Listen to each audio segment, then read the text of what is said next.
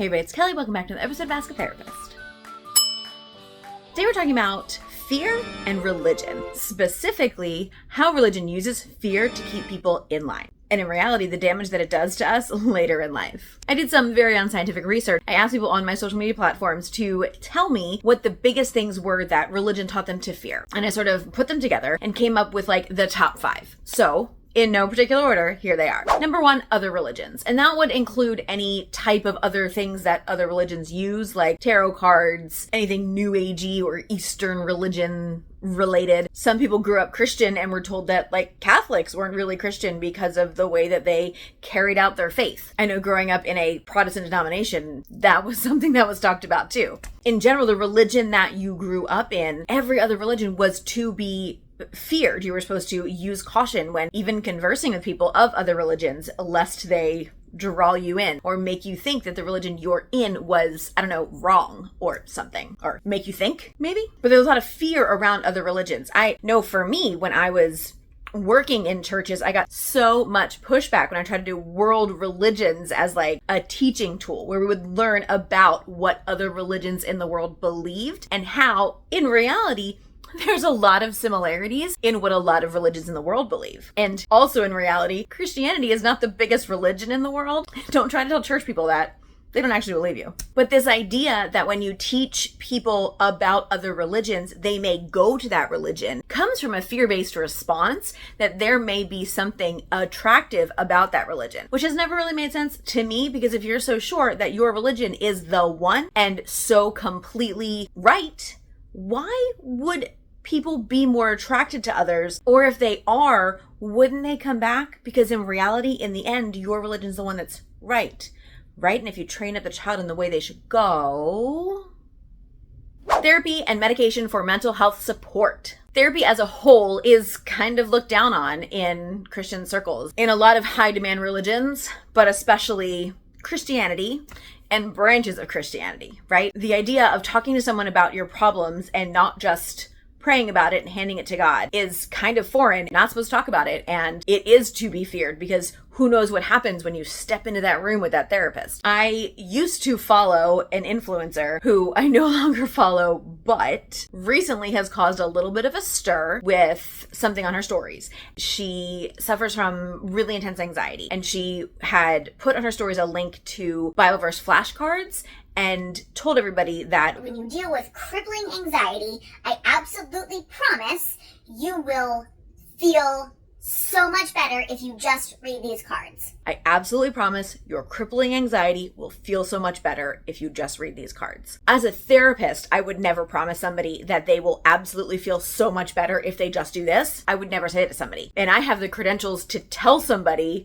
things that would help them that are not just reading Bible verses. And as someone who has absolutely no credentials in any way in mental health, she is saying this to millions of followers because she has millions of followers on Instagram. And she is, shockingly, a very conservative Christian. But this is what I'm talking about. There are no other options besides prayer if you want to be mentally healthy, because the only thing you need is God. And anything else is probably going to warp your mind. So it's to be stayed away from and to be feared, right? Another one is hell. We're supposed to be afraid of hell. This is really where, for me, it becomes a sticking point in Christianity. This is the conversation I have often with people. If it wasn't for hell and the threat of hell, how many congregants would stay in high demand religions? If they were not afraid of going to hell, if they were not active members and constantly seeking and working for their church, winning souls to Christ, how many of them would be there on the regular if they weren't afraid of going to hell? When the threat of that is the tool you're using to keep people there, that's not worship by choice, that's worship by coercion. We could talk and unpack all day like the problems with believing in a hell where people burn for all eternity, or whether or not hell is like just eternal separation from God, and whether or not your consciousness actually understands it, and what does it mean to have consciousness after death, and whatever. All of that gets so complicated and has very individual opinions wrapped up in it. And honestly, I don't know how we'd have that conversation in any kind of an educated way with me behind a screen and you typing, right, in comments. So I don't think that's really a conversation we can have. But the fear of hell is so ingrained in all of the expectations that high demand churches have on their congregants. Like, how do you know what's being done because it's what you want to do?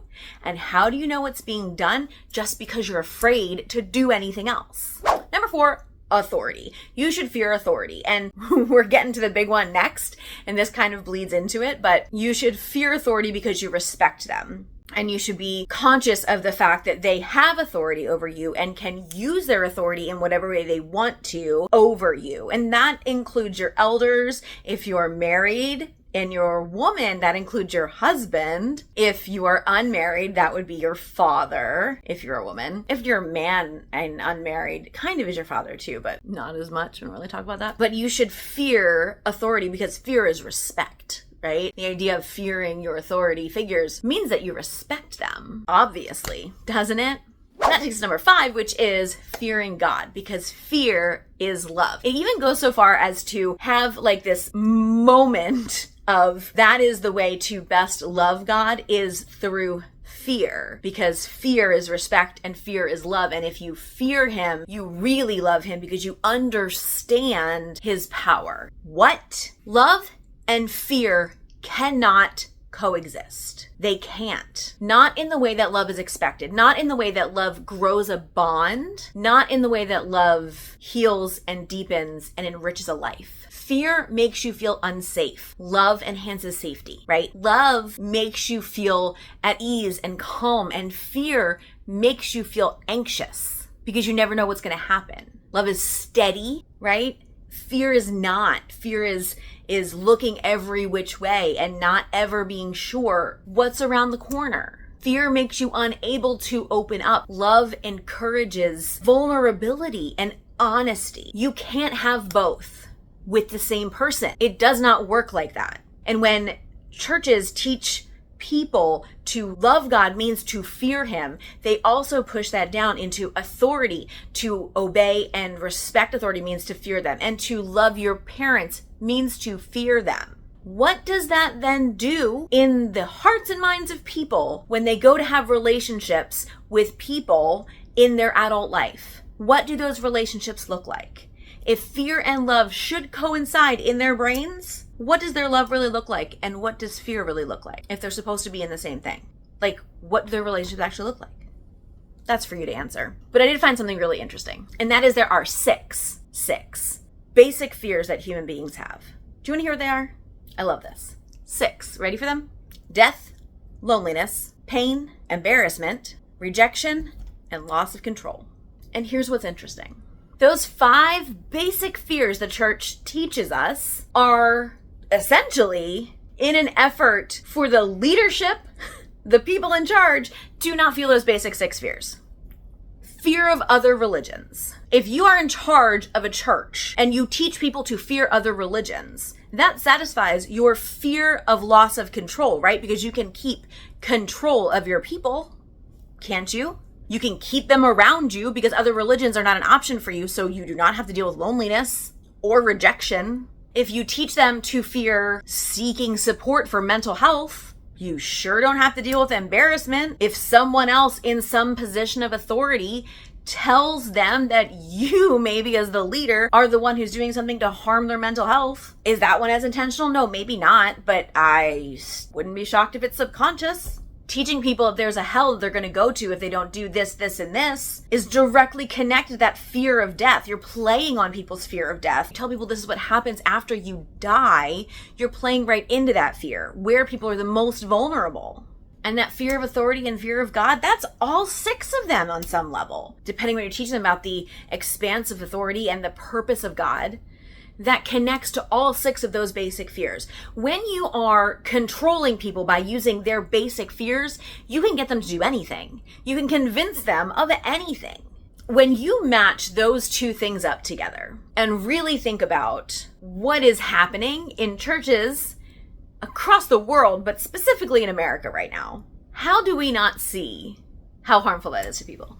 How do we not see that when we're teaching through that lens, that is all about fear and that is all about coercion, convincing people to do something out of not their own free will, but their own fear of the future, it almost doesn't even matter if it's like intentional and people know like, oh, these are the 6 fears. This is how we're going to deal with things. It almost doesn't even matter at that point because we are where we are and people are so deeply rooted in these understandings that like we have the answers to all these fears, and also we're going to make you more afraid of these fears by handing you these other things to be afraid of because they speak to them. Like, why wouldn't you stay there? I think it's important for all of you to understand this because there's so many people who grew up in religion on this channel and are still kind of dealing with the fallout from that. In reality, I see reflected constantly in the comments where people are like, how come I didn't see this earlier? Or what do I do with this? Or why do I still feel this way? And why do I still have this need to go back to it, or thoughts about going back to it, or feelings about it in some sort of way? And in reality, how could you not, when you spent that amount of time having your fears played on in a way that was really so manipulative? So maybe let yourself off the hook a little bit there, because that really wasn't your fault. All right. That's it for today. Thank you so much for being here. I will see you all next time. And until then, take care of yourselves and each other.